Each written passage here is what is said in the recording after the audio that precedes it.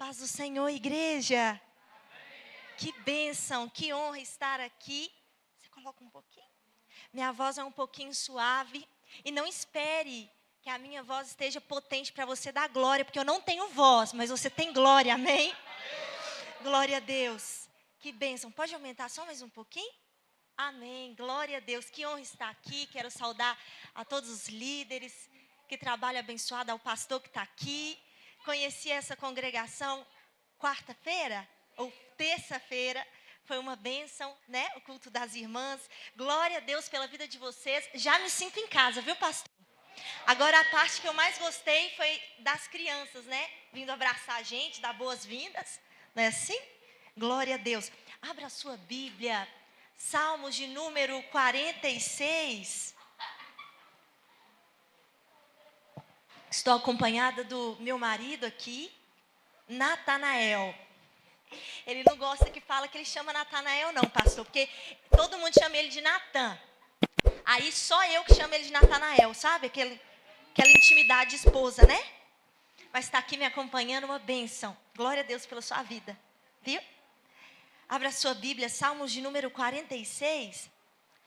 Deus colocou uma palavra no meu coração para compartilhar com a igreja nessa noite. Eu gostaria de te convidar para ficarmos de pé, amém? Salmos de números 46, está escrito assim. Se você não trouxe a sua Bíblia, pode me acompanhar. Está escrito assim: Deus é o nosso refúgio e fortaleza, socorro, bem presente na angústia. Portanto, nós não temeremos, ainda que a terra se mude, ainda que os montes se abalem pela sua braveza. Nós não temeremos, por quê, Noemi? Porque há um rio cujas correntes alegram a cidade de Deus, o santuário, a morada do Altíssimo. Deus está no meio dela e não se abalará. Deus a ajudará ao romper do amanhã. O Senhor dos exércitos, versículo de número 11, o Senhor dos exércitos está conosco, versículo de número 7, o Deus de Jacó é o nosso refúgio.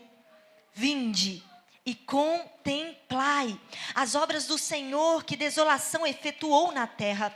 Ele faz cessar as guerras até o fim da terra. Ele quebra arco e corta lança e queima carros no fogo. Então, aquietai-vos.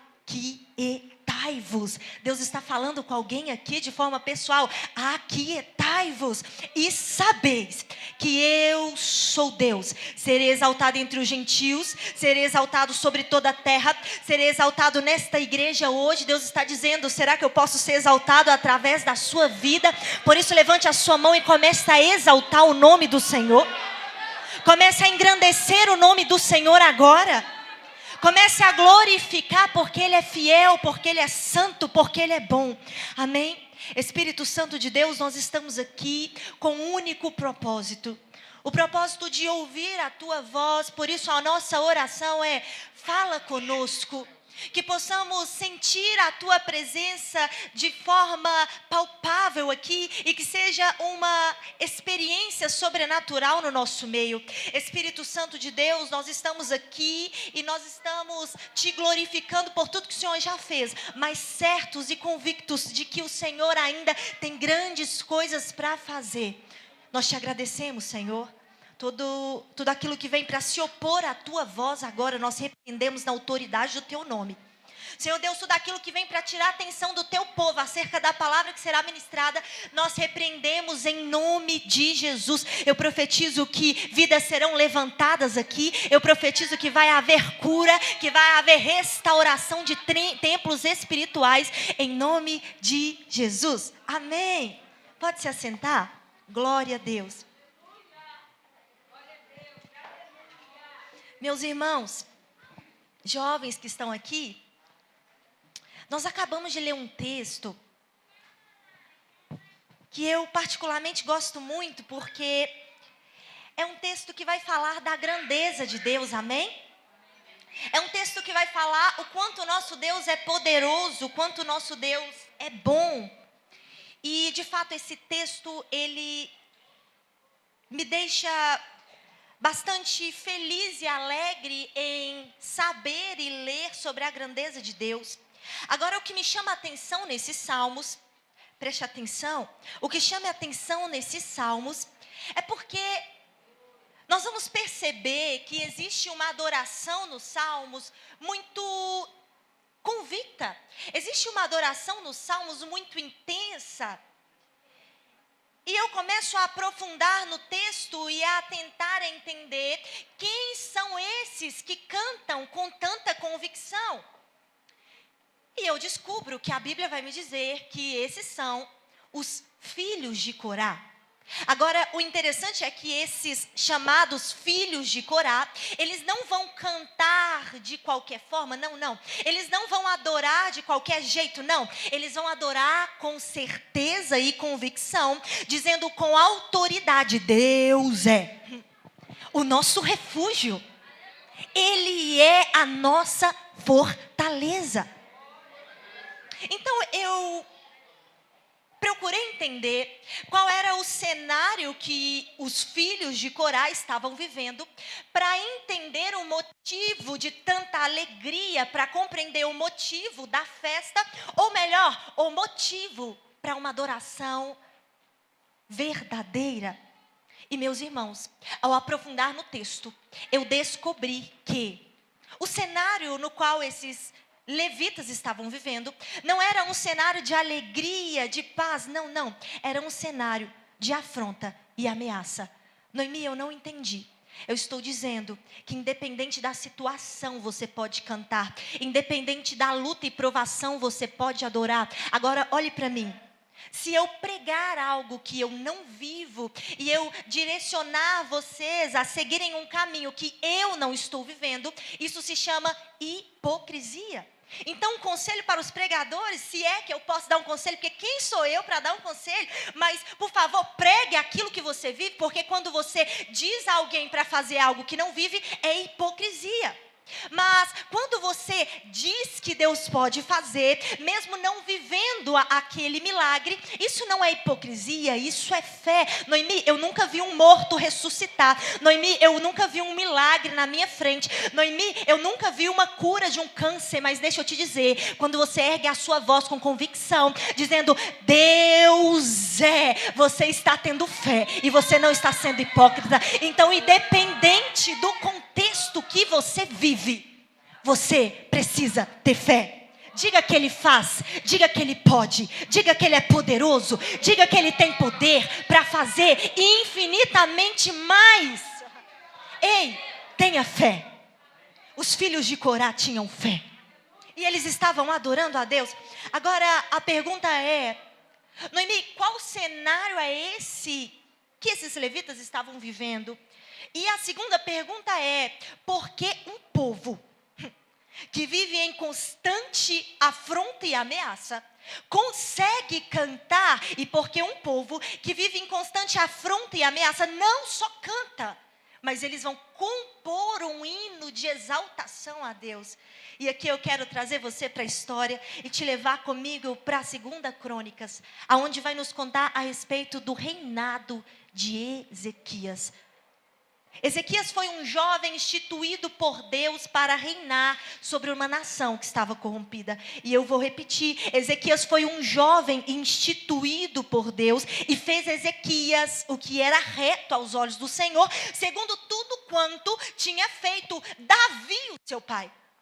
E aqui eu já começo a contextualizar o que está escrito em 2 Crônicas, a partir do capítulo 29. E esta mensagem vai para você que talvez não tenha tido uma referência e tem dito, jovem, eu não me posiciono porque eu não tenho referência, eu não consigo fazer porque os meus pais não fizeram, eu erro nesse lugar porque os meus pais também erraram, ou melhor, eu não tenho referência, eu fui criado assim, então eu continuo assim. Noemi, aonde você quer chegar? A Bíblia vai dizer que Ezequias fez o que era reto aos olhos do Senhor, segundo tudo quanto tinha feito Davi, o seu pai. Agora, o que me deixa aqui um pouco confusa é porque se você for estudar a tradição, ou se você for estudar a geração de Ezequias, você vai descobrir um detalhe muito importante. O que, Noemi? Ezequias não era filho de Davi, apesar de Davi fazer parte da linhagem daquela família, ou da geração daquela família, não. Ezequias era filho de Acás. Acás foi um rei transgressor, Acás foi um rei ímpio, Acás foi um rei que fez tudo o que era ao contrário, o oposto à vontade de Deus. No capítulo de número 29 de 2 Crônicas, nós vamos perceber que o próprio Ezequias, rei, ele vai descobrir isso e ele vai saber dessa informação. Qual a informação? De que os pais deles haviam pecado. Ezequias vai dizer: os nossos pais pecaram. Os nossos pais apagaram a lâmpada no templo. Os nossos pais fecharam as portas do alpendre. Os nossos pais fizeram cessar a adoração. Os nossos pais trouxeram a idolatria para dentro da cidade. Agora, o interessante é quando se trata de seguir costumes geracionais, quando se trata de seguir costumes, quando se trata de seguir algo para que você venha ter uma referência. Ezequias vai olhar: Acás foi o meu pai, Acás foi um rei transgressor, mas agora eu não pego mais a referência de Acás. E a Bíblia vai dizer que fez Ezequias o que era reto aos olhos do Senhor, segundo tudo quanto tinha feito Davi, o seu pai. Então Ezequias está dizendo para mim e para você nesta noite: ei, jovem, independente do seu histórico familiar, independente das referências que você tem, a Bíblia vai dizer: sede santos, como é santo o vosso Pai que estás no céu. Eu preciso te dizer, você tem referência. Para de olhar para quem caiu, para quem pecou, para quem deixou de fazer. Para de olhar para quem fez, para quem não fez. É porque eles fizeram assim, é por isso que eu continuo assim. Deus está dizendo: olha para o seu pai que é santo, olha para o seu pai que é fiel, olha para o seu pai que é poderoso, e venha fazer o que é reto aos olhos do Senhor. Será que você pode olhar para alguém que está do seu lado e falar: seja santo, como é santo o vosso pai? Não tem desculpa de referência mais não, pastor. O interessante é que Ezequias, ele vai ser instituído por Deus para reinar sobre uma nação que havia se corrompido. Agora eu quero que você entenda que o povo de Jerusalém, ou melhor, o povo escolhido e separado por Deus, eles foram escolhidos de outras nações, então eles foram separados com um só propósito. Qual propósito, Noemi? O propósito de ser diferente. O propósito de andar em santidade. E o propósito de adorar somente a um Deus. Agora, aquela nação amada, aquela nação no qual Deus ama e Deus separou para ser diferente, estava trazendo a idolatria para dentro da cidade, e isso entristeceu ao coração de Deus, e é por isso que começa a acontecer algumas coisas, e nós vamos entender no texto. Agora olhe para mim. Deus vai olhar para aquela nação que havia se corrompido, ele vai se entristecer, mas ele vai levantar um jovem. Ele vai levantar um jovem. Ele vai levantar um jovem. E esse jovem vai se posicionar para mudar algumas coisas naquele ambiente. A Bíblia vai dizer que no primeiro ano e no primeiro mês, no primeiro ano e no primeiro mês, Ezequias fez o que era reto aos olhos do Senhor. Ezequias abriu as portas do templo e as reparou. Noemi, eu não entendi. Não foi por último, não foi em segundo lugar, não foi em terceiro. No primeiro ano e no primeiro mês do seu reinado, Ezequias abre as portas do Senhor e ele começa a reparar os estragos do templo. Agora o interessante é que Ezequias, ele vai chamar uma comitiva de pessoas para a grande obra que vai acontecer naquele lugar. E aí eles vão começar a fazer uma limpeza. A Bíblia vai me dizer que eles vão limpar o templo por dentro e depois eles vão limpar o templo por fora. A Bíblia vai me dizer que Ezequias vai começar a convocar pessoas para a realização de uma grande obra. E aqui eu começo a entender o que Deus tem para falar nessa igreja, porque eu estive aqui terça-feira e nós falamos sobre o reinado de Josias. E tem algo em comum nessa história. O que, Noemi? Restauração de um templo. Agora eu não sei o que Deus quer falar com a igreja, mas eu sei que Deus tem algo para falar e uma mensagem poderosa com respeito a templo e a restauração. Porque se você parar para observar, o reinado de Ezequias acontece algo parecido, que o rei olha para o templo e decide reformar. Aí eles vão começar uma grande limpeza. Imagina um jovem chamando algumas pessoas para a realização de uma grande obra. Agora, o interessante é que você vai perceber que quando essas pessoas convocadas para esta grande obra chegam até o templo, Ezequias, aquele rei que convocou para uma grande realização, vai olhar para aquelas pessoas e vai dizer assim: levitas, se santifiquem e tirem do santuário toda imundícia. Ele vai olhar para aquelas pessoas e vai dizer: ei, vocês vieram para uma grande realização, mas o que eu tenho para dizer para vocês é que antes da grande realização existe uma limpeza. Agora imagino eu que as pessoas que saíram de casa, elas saíram empolgadas, porque quem não gostaria de ser convocado para uma grande obra? Quem não gostaria de ter um nome escrito dizendo: eu ajudei a construir essa igreja, eu ajudei a reformar as janelas, eu ajudei, a mudar os estofados dos bancos, e aí todo mundo olha para você, você estava aqui, você fez. Então, quando as pessoas foram convocadas para essa realização, eles saíram de suas casas empolgados, pensando: o nosso nome vai ficar marcado na história. Agora, quando eles chegam no templo para a realização de uma grande obra, Ezequias vai olhar para eles e vai dizer: levitas, se santifiquem e tirem do santuário toda a imundícia. Alguém olha para Ezequias e diz: não, Ezequias, o negócio está errado. Porque você me convocou para uma grande obra, para uma grande realização. Você me convocou para a reforma grande da igreja. Aí eu chego aqui, você vem falar que é para limpar a igreja. Você vem falar, perdão, igreja não, porque igreja não existia, irmãos. Vamos falar templo, né, pastor? Você me chamou para a realização grande. Agora você está dizendo que temos que limpar o templo.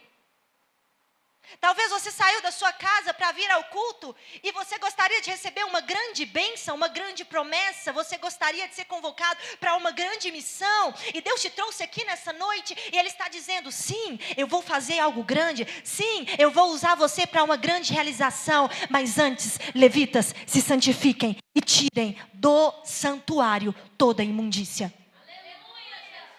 Agora, quando eu olho para a reforma e limpeza, existe algo muito diferente.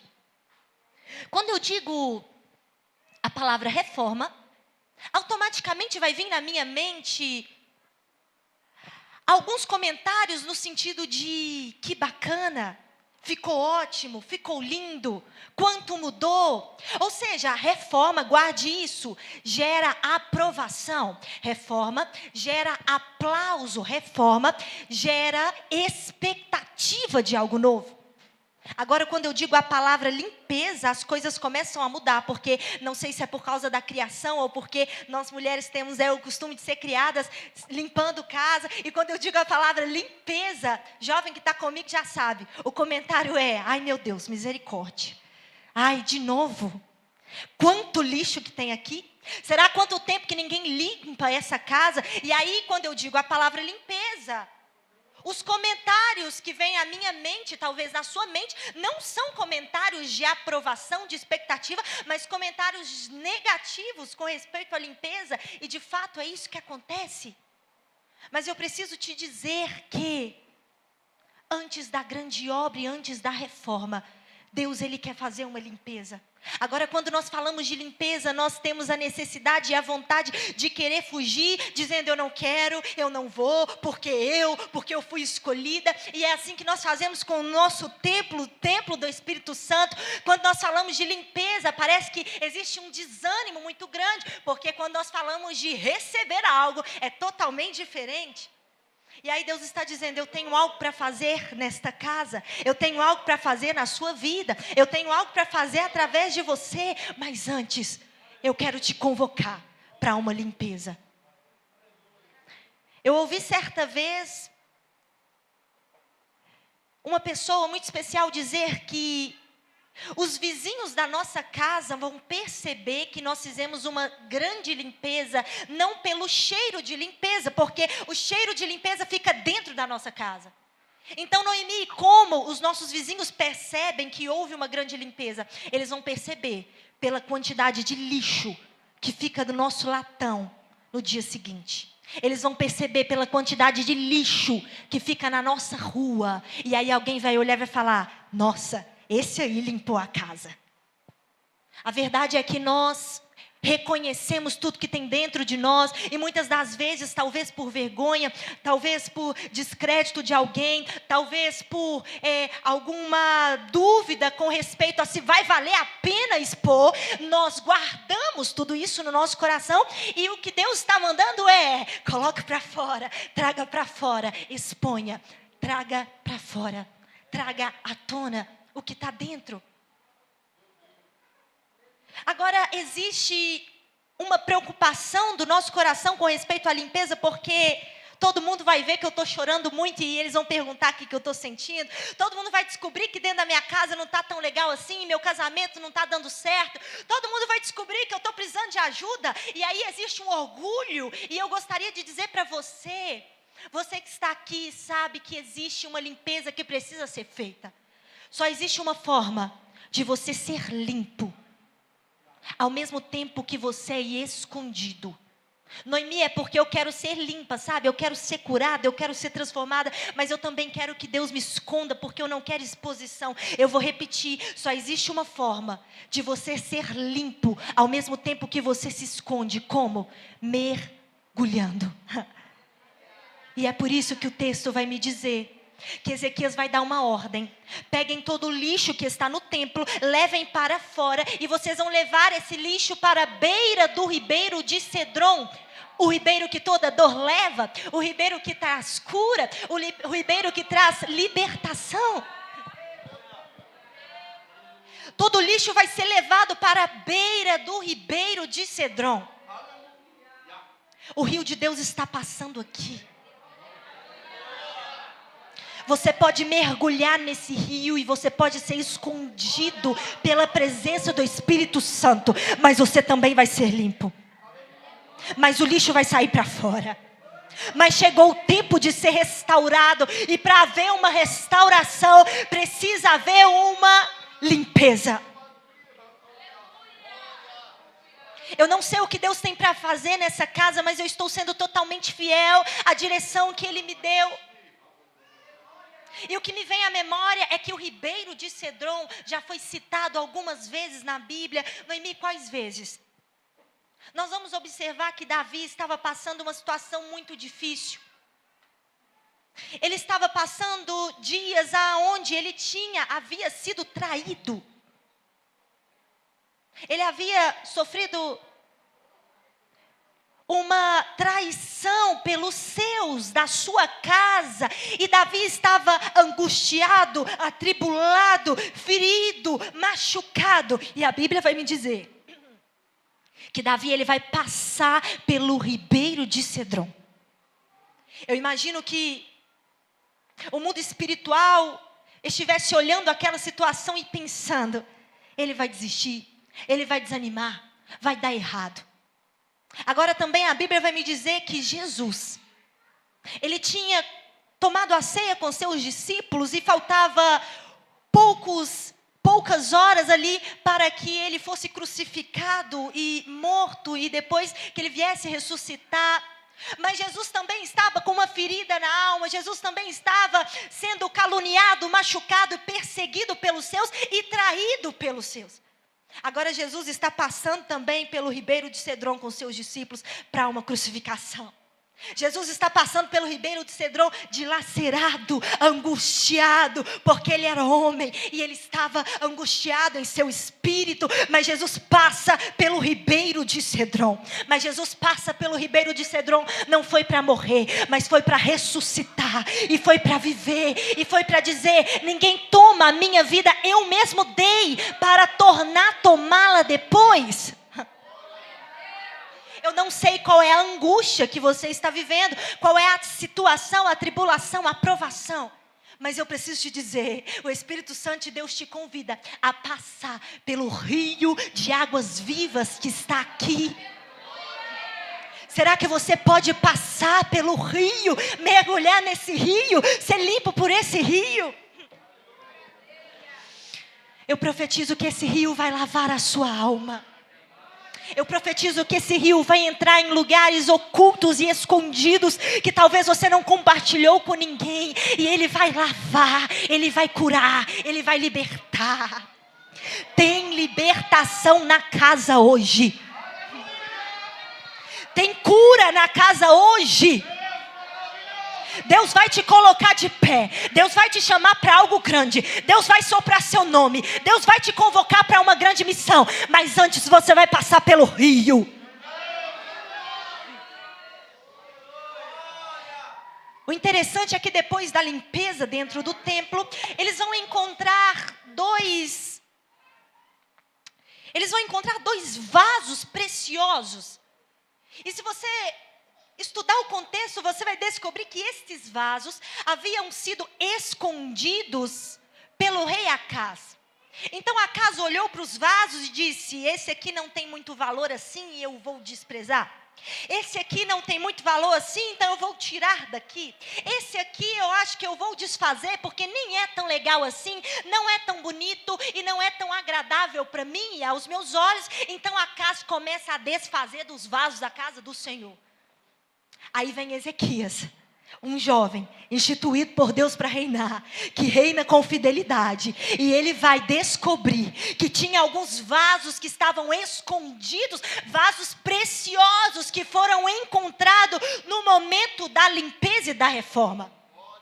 Aí Ezequias vai pegar um vaso e vai falar assim: volta aqui, fica no seu lugar. Ezequias vai pegar o outro e vai falar assim: seu lugar é aqui, não é para sair não. Deus está falando com alguém aqui. Eu não sei quem te tirou, eu não sei quem te desprezou, eu não sei quem disse que você não canta nada, eu não sei quem disse que você não prega nada, eu não sei quem disse que pediu para você calar, porque você não sabe orar direito, você fala palavras erradas e alguém está mandando você silenciar. Alguém disse: não, você não, ele é melhor, ele pode, você não pode. E alguém começou a fazer seleção dentro do templo do Senhor, e Deus está levantando Ezequias para trazer os vasos escondidos de volta.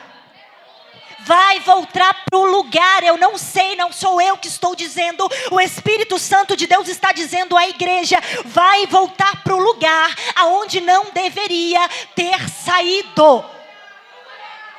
Deus está dizendo: alguém olhou e desprezou, mas a casa é minha, o templo é meu, os vasos são meus, o valor sou eu quem dou. Então ninguém toca nos vasos escolhidos do Senhor. É Deus quem coloca, é Deus quem tira, é Deus quem restaura, é Deus quem exalta. Vai voltar.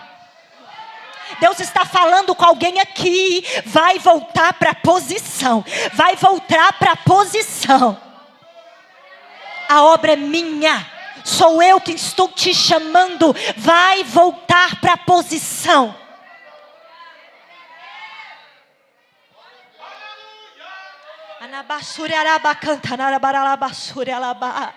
Espírito Santo de Deus, Espírito que convence o homem do pecado, da justiça e do juízo, comece a ministrar no coração agora. Comece a falar no oculto do coração. Comece a falar no profundo desta alma, Espírito. A casa é tua, o culto é teu. A Bíblia vai me dizer que depois da grande reforma vai haver um culto. Preste atenção comigo, igreja, vai haver um culto, e eu posso dizer que é um dos cultos mais lindos que eu particularmente já vi na Bíblia.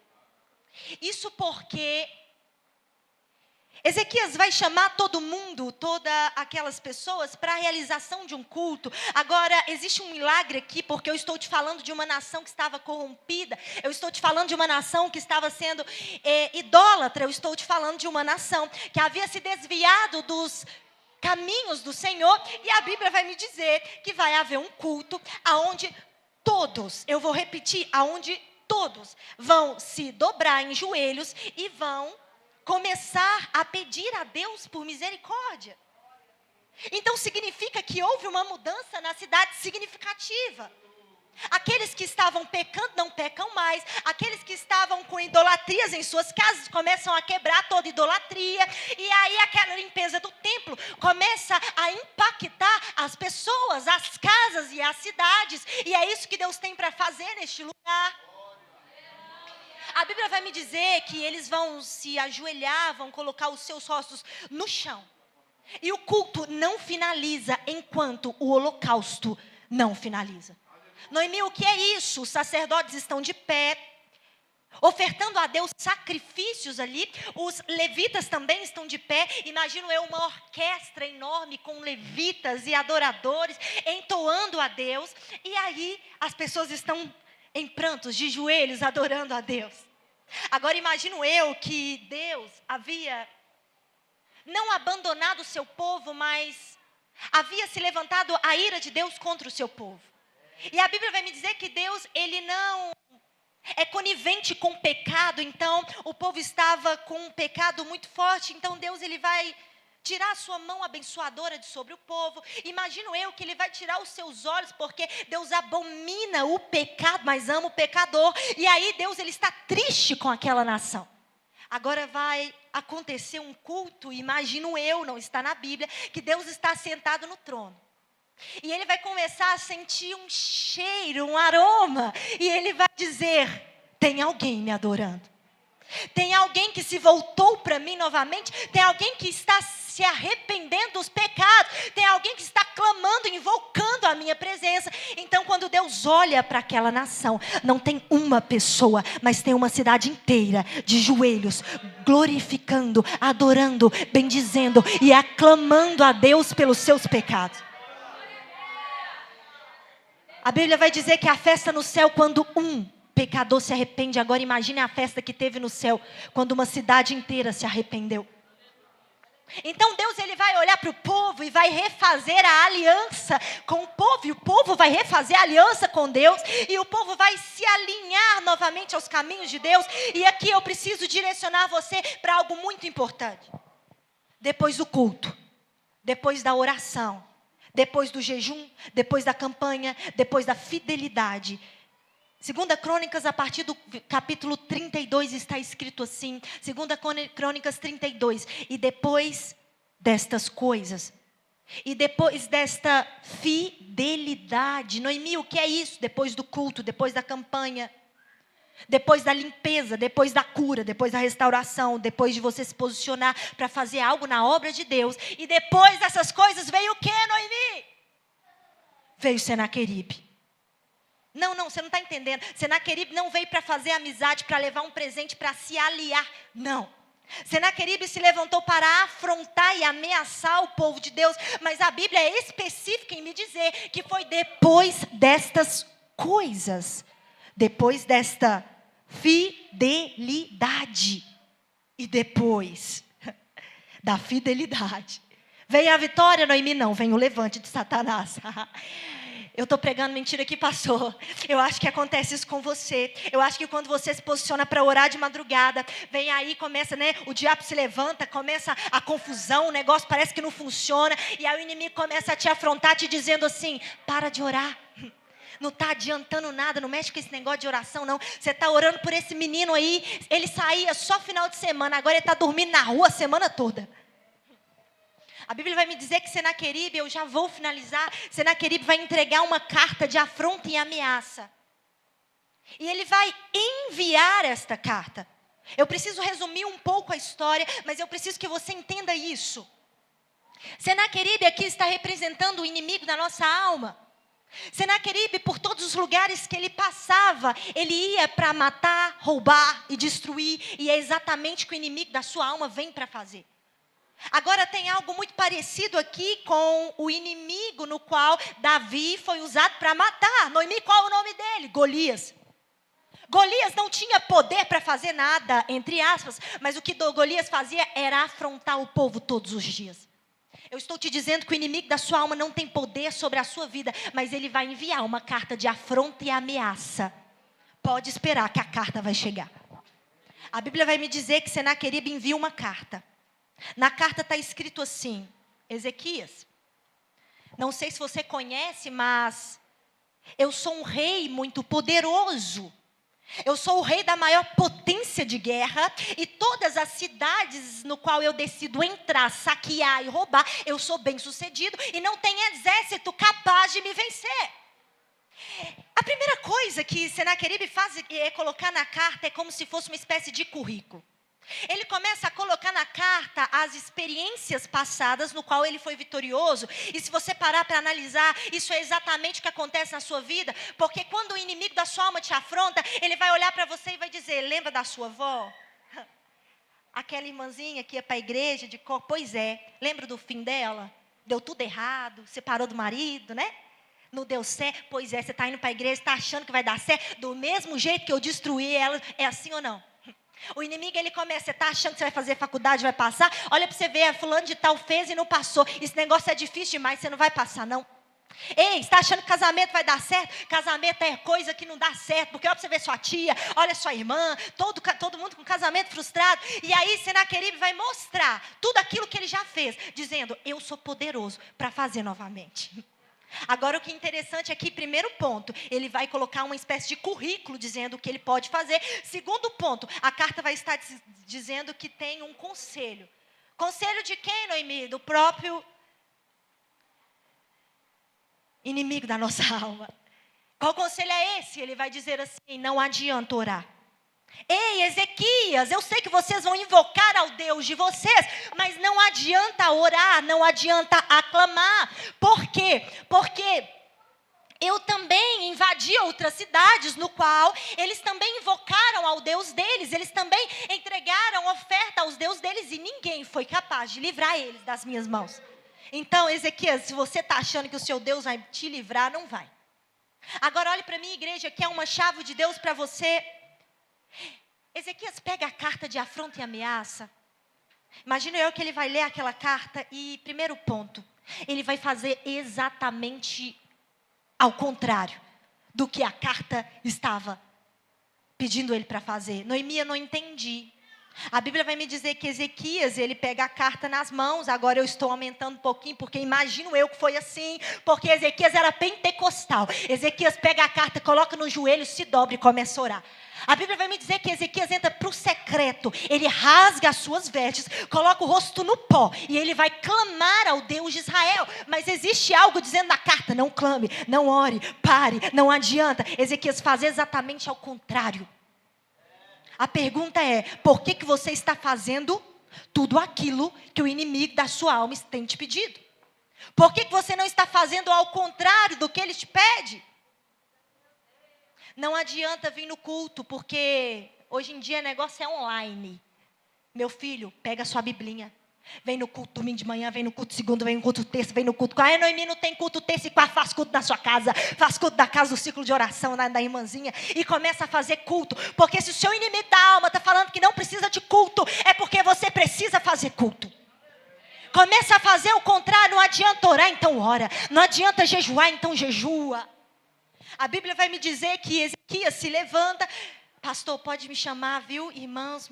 Porque assim, eu vou entrando no profundo e aí o relógio, né? Você fica à disposição para fazer sinal, mostrar cartaz lá atrás.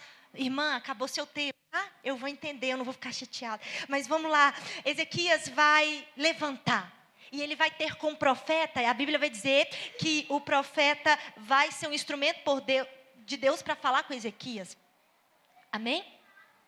Ezequias vai ouvir a voz do profeta Isaías vai ser um instrumento de Deus para falar com Ezequias. Agora o que eu acho interessante é que Deus vai falar profundamente com o rei Ezequias. O rei Ezequias vai sair da presença do profeta totalmente feliz. Sabe quando Deus fala com você no culto? Sabe quando Deus fala com você na madrugada? E aí o cenário está conturbado e você está feliz e alguém olha e não entende o que aconteceu? Exatamente isso que acontece. Agora, o que me chama a atenção é que muitas pessoas estão querendo, pastor, ouvir a voz do profeta e estão dizendo: Deus, eu gostaria de ouvir a voz do Senhor através de um profeta. Sabe aquele dia que você está com o coração contrito, você fala: Deus, envia um vaso teu aqui. E eu quero um vaso do reteté, né? É um vaso assim, cheio da tua presença. Agora, a pergunta é, Noemi, por que eu busco e eu falo, Deus fala comigo, Deus usa o pastor para falar comigo, Deus usa o presbítero e Deus não fala? O que eu aprendo no texto é que antes de procurar um profeta, Deus está dizendo, entre para o seu quarto, feche a porta primeiro. Primeiro você coloca o rosto no pó. Primeiro você rasga as vestes. Primeiro você clama a presença de Deus. Primeiro você entra na presença de Deus. Depois, você vai ter com um profeta e Deus vai falar com você. Ezequias levanta e ele vai sair com a vitória, porque Deus vai dizer, pode ficar tranquilo que eu vou envergonhar o exército assírio. E agora eu vou começar a falar mais rápido para que você entenda, porque o tempo está acabando, estou brincando. Vamos lá, o exército assírio vai acampar ao redor da cidade. Vai acontecer algo inédito aqui, Noemi. O quê?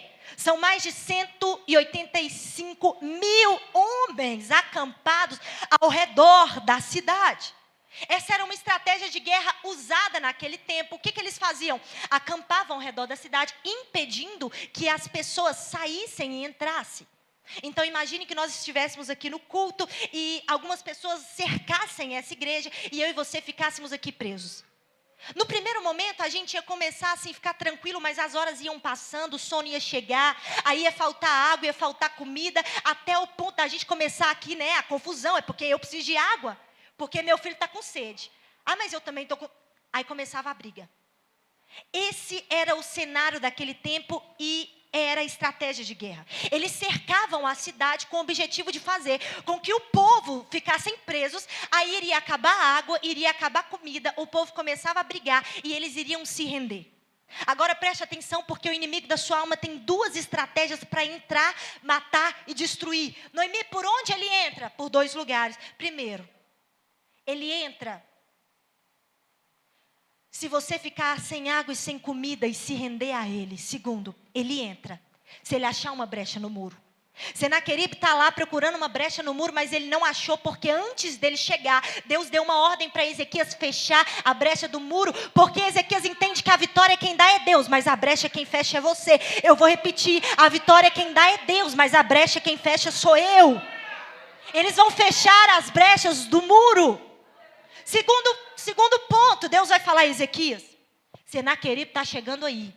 Sabe esse rio que fica fora da cidade? Porque você vai compreender que naquele tempo existiam rios, poços de águas ao redor da cidade, na parte externa. Deus vai dar uma direção e vai dizer, Ezequias, você vai cavar uma espécie de túnel no meio da cidade. E você vai seguir essa instrução, preste atenção. Você vai pegar a água de fora e colocar dentro. Ezequias faz exatamente o que Deus ordenou. Ele vai pegar a água que estava fora e ele vai colocar dentro da cidade. E eles vão ficar lá. Agora, para finalizar, o exército assírio, com mais de 185 mil homens, acampa ao redor da cidade. Imagino eu que o exército está lá, começa a procurar uma brecha, não acha. Aí Senaqueribe fala assim para os seus homens, ei, fica tranquilo. Vamos esperar um pouquinho, porque rapidinho o povo vai ficar sem água, vai ficar sem comida, e eles vão começar a brigar, e eles vão se render. E eles se acampam ao redor da cidade, e eles ficam aguardando, porque se você compreendesse que o inimigo da sua alma não tem pressa, e ele aguarda, e ele acampa, e ele está ao seu derredor, você começaria a compreender que existe uma guerra, no qual, se você for fiel, você não precisa guerrear. Senaqueribe estava ao redor da cidade. E aí ele vai olhar para aquele povo e vai dizer, vamos aguardar. Aí passa alguns dias, imagino eu, alguns meses, e Senaqueribe coloca os ouvidos ali no muro e ele começa a falar, parece que o povo não está brigando. Aí alguém fala, Senaqueribe, eu estou ouvindo um som. Todo mundo, nós estamos ouvindo um som. O que eles estão fazendo? O que está acontecendo lá dentro? Existe um som que ecoa no ouvido do exército assírio. Existe um som que ecoa nos ouvidos do exército assírio. Qual som é esse, Noemi? O som de briga, de confusão, de contenda? Não. O som é de adoração. Noemi, o que eles estão dizendo? O exército assírio está lá. Peraí, o que eles estão falando? Eu não estou entendendo. Pera. Ouve. E ele vai ouvir assim. Levitas posicionados dizendo, Deus é o nosso refúgio Deus é a nossa fortaleza. Deus é o nosso socorro bem presente na angústia. Senaqueribe está sem entender, mas espera aí, o Deus deles é socorro na angústia. Tá bom. E eles estão cantando, portanto, nós não temeremos, ainda que a terra se mude, ainda que os montes se abalem pela sua braveza. Agora, nós não temeremos porque há um rio as correntes alegram a cidade de Deus. Igreja, olha para mim, esse rio nesse contexto não é um rio espiritual, mas sim um rio físico. Noemi, o que é isso? Lembra da estratégia que Deus deu para Ezequias de furar um buraco no meio da cidade, colocar água de fora dentro? Então aqueles levitas estão adorando, dizendo: nós não temeremos, porque há um rio as correntes alegram a cidade de Deus, o santuário da morada do Altíssimo. Deus está no meio dela e não se abalará. Eles estão dizendo: Deus, está vendo esse rio? O Senhor é o próprio rio que nos sustenta, porque se não fosse esse rio, nós iríamos temer, e nós não temeremos. Igreja, olhe para mim. Você é templo do Espírito Santo, você é santuário, você é morada do Altíssimo. A Bíblia vai me dizer, não sei se foi 6 da manhã, se foi 5, se foi 4, mas a Bíblia me diz que pela manhã, Deus aí vai enviar um anjo, repita comigo bem forte, um anjo. E mais de 185 mil homens foram mortos. Como assim? A Bíblia vai me dizer que esse anjo, ele não lança bola de fogo, ele não tem espada nas mãos, mas esse anjo passeia ao redor da cidade, no exército assírio, e automaticamente, imediatamente, 185 mil homens foram mortos. Enquanto você adora, Deus envia um anjo pela sua causa. Enquanto você adora com fidelidade, Deus envia um anjo, um anjo, tem poder. Deixa eu te dizer uma coisa, igreja, para entregar um microfone. O inimigo da sua alma, ele vai entrar através de duas coisas. Primeiro, se você dá uma brecha. Deu brecha não? Tudo bem. Tem jovens que chegam para mim e falam: Noemi, eu entreguei minha alma para Jesus, eu me consertei com Deus, eu tinha caído, mas me levantei. Mas eu não vou entregar mais nada para Jesus não, porque toda vez que eu faço uma aliança com Deus, eu caio no mesmo lugar. Sabe, eu não dou brecha, sabe, eu apaguei aquele contato, eu apaguei aquela mensagem, eu parei de frequentar aquele lugar, mas não dá certo, eu estou caindo no mesmo lugar. Eu entendo algo muito interessante, os instrumentistas podem me acompanhar, preste atenção, não adianta somente fechar a brecha, não adianta somente fechar as brechas do muro, se você não tiver o rio de águas vivas no seu interior. Você vai se render, porque você vai ter fome e sede do que está lá fora. Deus está falando profundamente com alguém que está aqui. Coloque a água de fora dentro. Coloque a água de fora dentro. Noemi, o que é isso? Pegue a água, pegue a palavra de Deus, que é o rio de águas vivas. Não deixe somente aqui fora, mas coloque dentro de você.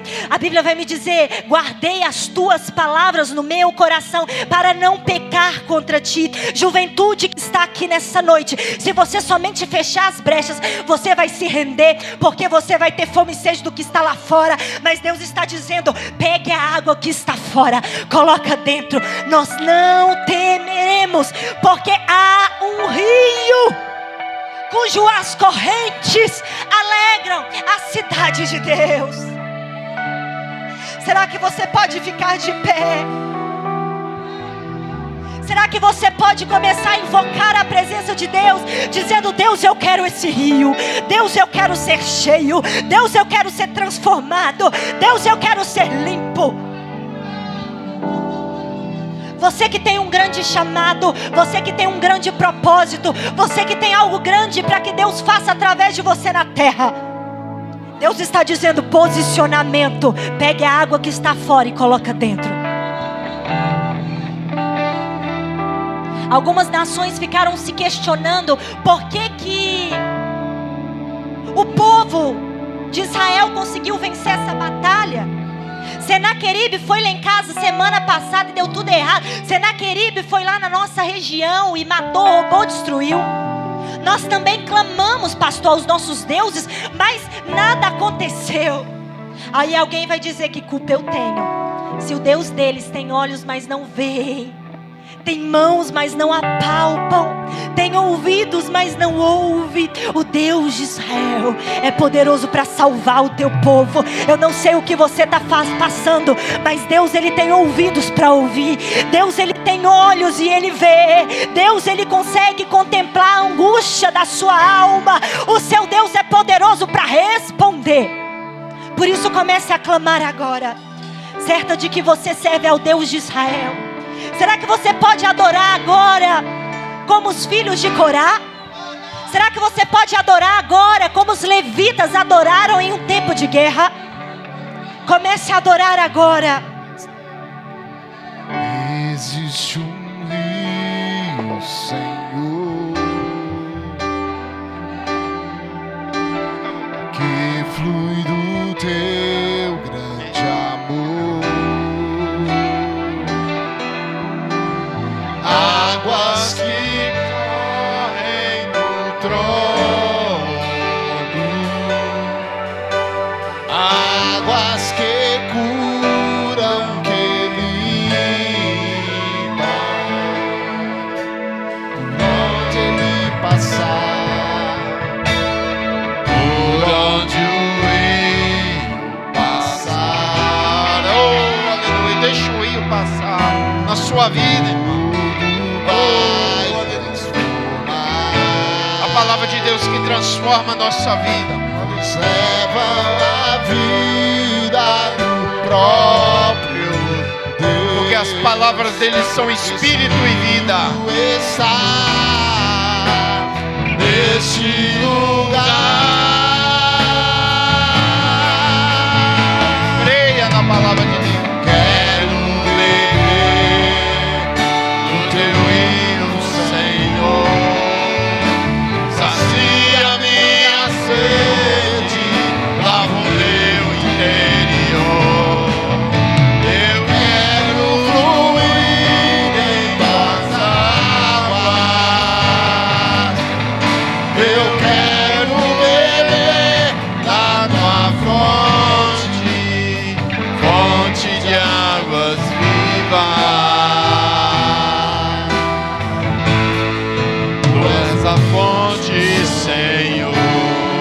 Deus querido e santo, maravilhoso e fiel, nós colocamos a nossa vida diante do Senhor nesta noite.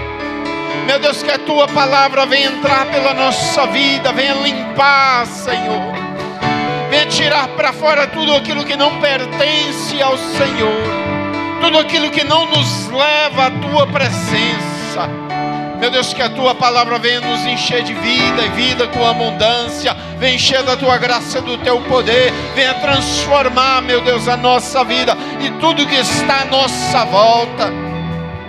Que a Tua palavra venha transformar a nossa vida, o nosso lar, a nossa família, a partir de nós, a partir do nosso interior. Meu Deus, muda o nosso interior para que o exterior mude completamente, para que o mal vá embora, que a Tua presença nos cerque de todos os lados, porque o Senhor é o nosso refúgio, é a nossa fortaleza, é o nosso socorro. Nos abençoa em nome do Senhor Jesus. Aleluias, aleluias, em nome de Jesus. Amém, meus irmãos.